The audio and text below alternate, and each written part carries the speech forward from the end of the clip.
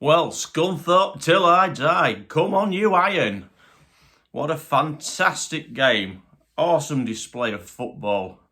That was really a treat for everybody in Glanford Park tonight after the last 5 years.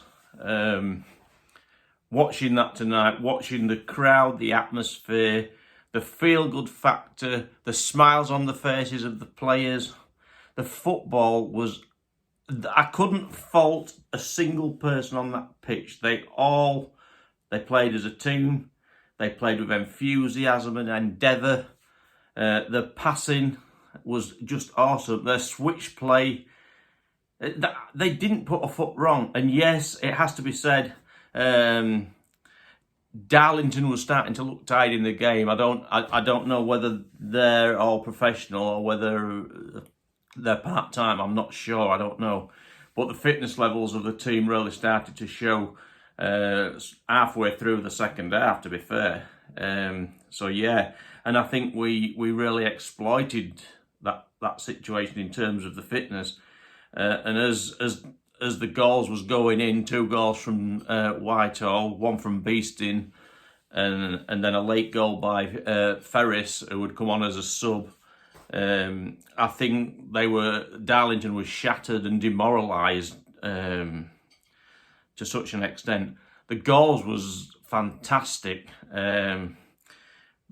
The whole place was buzzing, and at the end, how nice to see the standing ovation and the fans singing all the way through the game. It was brilliant. It was a real joy. Absolutely awesome. And on top of that, before kick-off and whatnot, I managed to have a nice chat with Dave Hilton. What a fantastic guy to talk to. Very approachable. I shook his hand and thanked him for taking on the club. Not only saving our club, but giving us hope. And I'd say to all the Scunthorpe fans, particularly all you out there in Donny Road End that are singing, I think what we need to do, it would be nice at the next home game to have a mass chorus of "There's only one Dave Hilton" as a big thank you from the fans, and to keep those very few dissenting voices that still seem hell-bent on criticising him for whatever reason. That would be a nice gesture, I think, from the fans. I definitely think so. But yeah, the pies, I know I spoke about the pies and how good they were. I tried a steak pie tonight. I still had a chicken and mushroom one, obviously, because I'm a greedy git. The chicken and mushroom pie, again, was awesome. The steak pie was awesome, full of meat, fantastic. The wife had a burger and she had a lamb and mint pie. Everything was excellent. They'd got better prepared at the food kiosk, where they'd got burgers, everything ready in foil. Things are really starting to gel and come together on all fronts at Glanford Park, and it's been a real joy. You can probably tell from my voice, I've got a real buzz. It's like a tonic, a real tonic.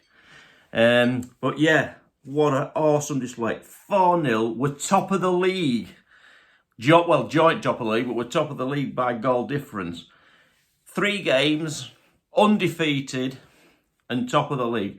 You can't ask for more than that. And I'll say to all those critics now that have been slating Dave Hilton and slating Jimmy Dean, it's time for you to zip it, because this club is going places. We're going to score lots of goals. It was like the situation where we had the penalty miss with Whitehall missing the penalty at the weekend. Well, he didn't really miss it. It was a pretty decent penalty. It was a good save by the keeper. It was the rebound that he ought to have put in. But this happens in football, and I just think he's come back and proved a good point tonight. He could have had more than the 2 goals, really. I'm going to give Whitehall man of the match, but you could have given man of the match to nearly all of the players on there. But I was struggling. I said to my wife, I'm really going to struggle to pick a man of the match. And I was umming and ahhing. I thought that Whitehall, Clunan and Denton Cloonan's distribution of the ball in the middle and the way he organises players and lays the ball off, it's a joy. It's just a joy to watch. I was absolutely thrilled with the whole game. It was absolutely super. I mean, the thing is as well, I sort of missed the second goal because me and the wife have a thing at football that when Scunthorpe score a goal, my wife insists that I give her a kiss. And I'd failed to give her a kiss when we scored the first goal. In the excitement, I got carried away and then didn't give her a kiss. And I was just in the process of giving her a kiss when the bloody second goal went in. And it was like, Jesus Christ, I missed that. So I didn't do any more kisses for the rest of the game until I have to get them at home. I'm not missing goals for kissing. It's not going to happen. But yeah, what a fantastic, fantastic game. Just a few things for... just some notes for the Curzon away game. I don't know if fans know. There's going to be a rail strike on that day, so anybody that's hoping to travel by train, check on trains and whatnot, because there is a rail strike on. And another thing to take note of, anybody that goes into Manchester, the bus passes are not usable on the Manchester tram system. An important piece of information there in terms of those travelling. I imagine after tonight's result there'll be a surge for tickets for the next couple of away games. I wish I was going on Saturday. I'm not going to the next game, but we are going to Curzon Ashton the week after. The other thing that's a good piece of information, I'm getting my information from Dougie Parker, is a web of knowledge is Dougie Parker at the Winterton Iron. He made a good piece of information for me today. There's a statue outside the ground at Curzon in honour of 3 men that was born there that have all got World Cup winners' medals. You know, just a piece of information there for people. That's interesting. Might be an idea for people to have their photograph with the statue. Maybe some Scunthorpe flags, etc. hanging around the statue and some photographs. Absolutely awesome.